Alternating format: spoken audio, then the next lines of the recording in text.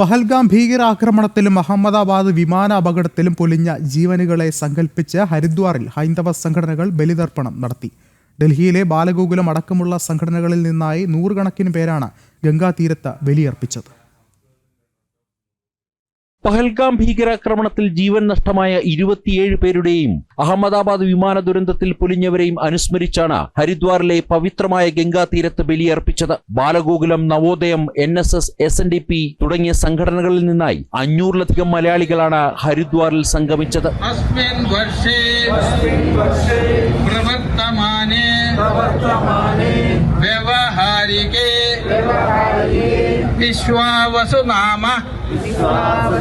ഡൽഹിയിൽ നിന്നും ബാലഗോകുലം, നവോദയം കാര്യകർത്താക്കളും കുടുംബാംഗങ്ങളും ഇവിടെ ഇന്ന് ബലിതർപ്പണത്തിനായി എത്തിച്ചേർന്നിരിക്കുകയാണ്.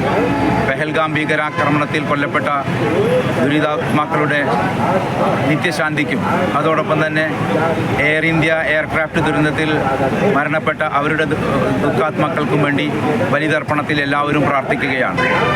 ഇന്ന് കർക്കിടകവാവ് ബലിയോടനുബന്ധിച്ച് സ്വന്തം പിതൃക്കൾക്കും മാതൃക്കൾക്കും വേണ്ടി ഈ ബലിതർപ്പണത്തിൽ പങ്കെടുക്കുന്ന എല്ലാവരും തന്നെ തികഞ്ഞ വ്രതശുദ്ധിയോടുകൂടിയാണ് ഈ ഗംഗാതീരത്ത് ബലിതർപ്പണം അർപ്പിക്കുന്നത്.